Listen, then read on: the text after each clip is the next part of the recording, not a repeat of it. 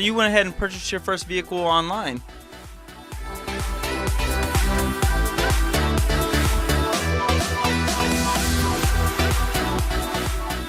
So now you need to get the car to you. So you have two different options. You can either go pick up the vehicle yourself, or you can pay for someone to go pick it up. Haulmatch.com is it's labeled as the leading online vehicle transporter. So Haulmatch.com is a brokerage service where they actually they put your load as a bid for drivers that'll actually ask. You got two options. You can either go pick it up yourself, or you can have someone ship it and send it to you. Sean actually did this recently with a Mustang that just came out. So, Sean, tell us about your experience with that Mustang. So Haulmatch.com is actually labeled online as a leading online vehicle transporter company. And so it's a brokerage service. So actually, you put in where you're shipping the vehicle from and to, and what they do is they actually put your load up for bid so different drivers can bid on your load and actually ship it to you, and they try to find the lowest price drivers. So my experience with the Haulmatch, when I bought a vehicle through IAI, I bought the Mustang through them, and it was from Kansas City, Kansas to Oklahoma City, Oklahoma, which is around 330 miles, which is about a 5-hour drive. They quoted me at $575 to be able to go there, and it was a guaranteed $575. It would be there in a few days.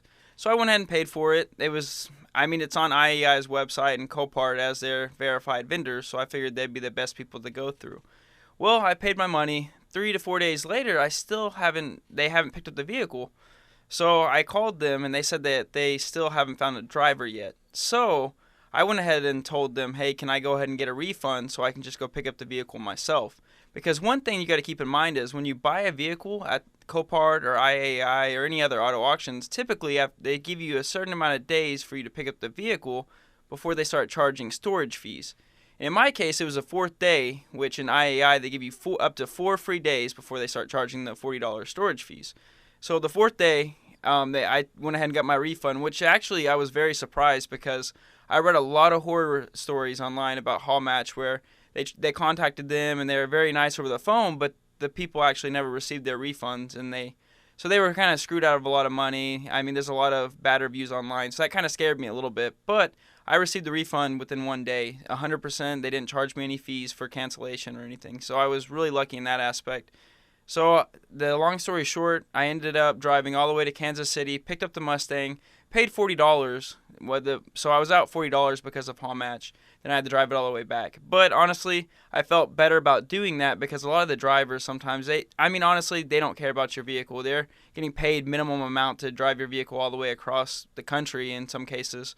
So, I mean, when you're doing it yourself, you're going to be a little bit more cautious about the vehicle also as well. Everyone's experience is going to be a little bit different as well because since Haulmatch doesn't actually have their own drivers, it's going to be different drivers each time. So one person might have a great experience because they might have a really great driver, and then maybe the next person who goes through Haulmatch.com might get a less than mediocre driver, so they might not get as much great of an experience. But that's kind of my experience with it so far. I mean, if you're close enough, I would recommend just going to pick up the vehicle yourself or somebody local. Like I said, there has been some good reviews on Haulmatch.com, but in my case, it wasn't a great one. I think it all just comes down to the driver. It kind of definitely does seem like you're rolling the dice when you go with the service. Ultimately, if they end up finding a driver for you and they're able to pick up the car, sounds like it's pretty easy process. But it also seems like Sean's not the first person that kind of ran into this issue where they ultimately just don't find a driver, and then you're in a situation where you're about to pay storage fees, and it's really not your fault at that point. So, lucky for Sean, though, the car wasn't too terribly far away. He actually had the day off that he was able to get up early in the morning. He drove all the way, picked the car up, drove it right back. So, luckily for him, he was able to do that. But that's one thing just keep in mind before you guys ever try to win a car on Copart or IAI. If you're bidding on one that's really, really far away, you want to make sure you have something that, shipping for the car kind of taken care of ahead of time, if possible. That way you don't run into the situation and then you're getting buttloads of storage fees because you bought a car that you can't go pick up. So that's just one thing to keep in mind. Definitely make sure to browse locally, especially if you're getting kind of a general, very popular consumer car. If it's a sports car, those are sometimes harder to get locally. It's just a waiting game for the most part. But And one other thing too, I did read the contract through Haul Match. They have up to 15 days to get you a driver. So I was very worried because that's the main reason I went ahead and just canceled with them after 4 days, because I was afraid they would never find a driver. And then 15 days later, they cancel over.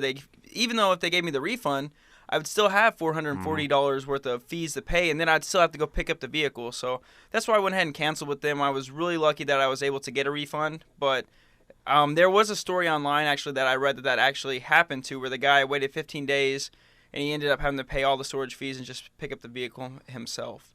And there's another story I read where the driver, like I said, your experience may vary depending on the driver you get, but a guy bought a 2006 Jeep Wrangler and the hood wasn't secure. Because, I mean, if a car's hitting the front, I mean, most of the time the hood won't latch down. So I guess the driver wasn't really too concerned about that, and the hood flew up and did a little bit more damage to the vehicle. And the driver, I mean, he just dropped the vehicle off and then he left. And so the guy actually didn't see the driver, get to meet the driver, or anything like that. And also, for an example, B is for Build. Yep. He had an issue with the transporter as well. I'm not sure if he went through Haul Match, but his car actually just went all the way off the trailer and ran into his other 240 Build that he was in doing it. Not only that, it did damage to his garage and everything too. Like, it was a pretty big insurance claim on his part that he was fighting for a while. So that's the biggest thing is whenever you guys are buying cars online, make sure to just kind of keep that in mind. If you guys need to ship the car, it's usually always best if you can get the car yourself. But there's the option of shipping. It's just not the best process in the world. So keep that in mind next time you're looking at vehicles in other states over, that I would honestly plan to take a few days off and or even if you don't have a trailer, just go through U-Haul and rent one of their aluminum trailers. That's what I would recommend doing, to be honest with you. Make a road trip out of it. Never a bad time. But if y'all guys have any questions about Haul Match or any other shipping services, let us know. We'll try to help y'all out as best as of our knowledge. If you're not already subscribed to our channel, go ahead and hit that subscribe button. Hit the little notification bell so you'll get an update anytime we upload a new video. Go ahead and hit the like button and comment below if you have any questions, like I said before, and we'll see y'all on the next one. Thanks for tuning in.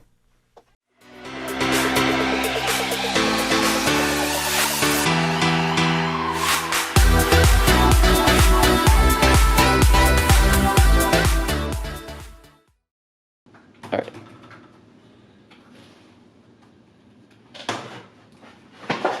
What'd you do?